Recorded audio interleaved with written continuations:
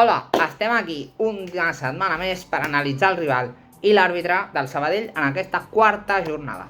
Diumenge els arlequinats rebran a l'Ibiza Pitiusas, un equip que el curs passat va ascendir a segona federació, sent aquesta la seva tercera temporada no consecutiva al quart esglaó del futbol professional. El seu entrenador és Raúl Casany, nascut a Beniparell. El valencià té al seu palmarès 2 ascensos de segona B amb la Penya Deportiva l'any 2019 i, evidentment, amb el Pitiusas aquest mateix estiu passat. A més, amb la Penya va estar ben a prop d'ascendir a segona divisió l'any 2020. Recordem, i que igual que el Sabadell, el que passa que el Sabadell sí que va ascendir.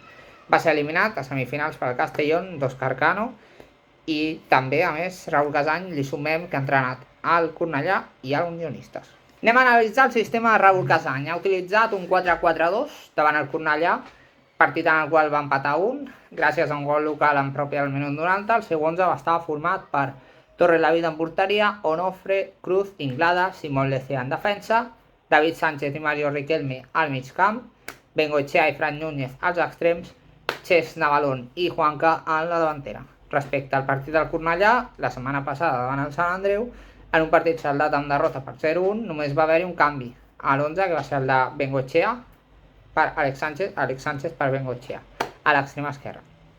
Som-hi, fem 5 cèntims dels seus jugadors.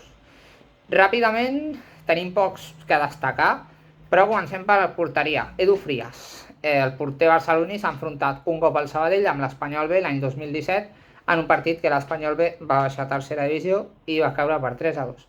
Diego Jiménez s'ha enfrontat amb el Sabadell i va ser en un Llagostera Sabadell l'any 2017, la mateixa temporada, al mes de març. Simón Lecea, el que podem destacar d'ell és que ha aconseguit 2 ascensos amb el Betis Deportivo, a segona B i a primera ref, i va veure una groga en un partit que va jugar contra el Sabadell, en el qual es van veure les cares l'any 2022 a primera red. Cristian Cruz i Jaume Villar també s'han enfrontat al Sabadell a la Copa del Rei. Cristian Cruz ho va fer amb la Penya Deportiva i Jaume Villar ho va fer amb el Pitiusas. Amb la Penya Deportiva el va eliminar el Sabadell, al contrari va passar amb les Pitiusas, que és l'únic precedent que té el Sabadell, que va passar a l'eliminatòria al Sabadell. I ara parlem d'un jugadorazo, que és Marcos García, Marquitos. El migcampista va estar 30 partits defensant la samarreta arlequina de la temporada 14-15, signant fent-li un gol al Recreativo. És tot un rodamón, ja ha jugat al Villarreal, al Valladolid, al Jerez, i també ha estat al futbol internacional, jugant a Bulgària i a Polònia. I anem amb els dos últims. Fran Núñez s'ha enfrontat al Sabadell amb l'Atlético Levante 2 vegades i amb el Penya Deportiva una. És el que podem destacar d'ell. I Mauricio Pochettino, al fil de l'exjugador de l'Espanyol, que ara mateix està entrenant als Yankees a la selecció dels Estats Units, ha passat part de la seva trajectòria al planter al Tottenham, com el seu pare, com a entrenador, i es va veure les cares amb el Sabadell l'any passat jugant al Nàstic de Tarragona. Ara ens enfoquem en el col·legiat.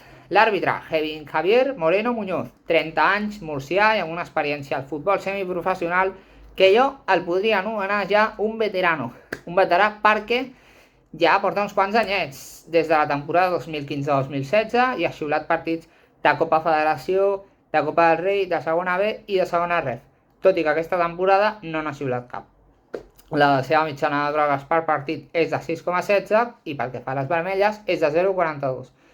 La meva opinió, no crec que sigui un àrbitre targeter, no ho considero, no ho penso, perquè, segons el que he estat veient i observant per informar-me d'ell, la seva experiència d'aprenentatge han estat acompanyades de l'edat. És a dir, quan més gran s'ha fet, menys targetes ha tret, perquè no ha anat tan a saco pel que fa a la seva contundència a l'hora d'amonestar jugadors, sinó que s'ha calmat més i això ha fet que mostrés menys targetes i, per tant, la seva mitjana baixés, que no es convertís tant en un targetero, que molts àrbitres són més targeteros quanta menys edat tenen.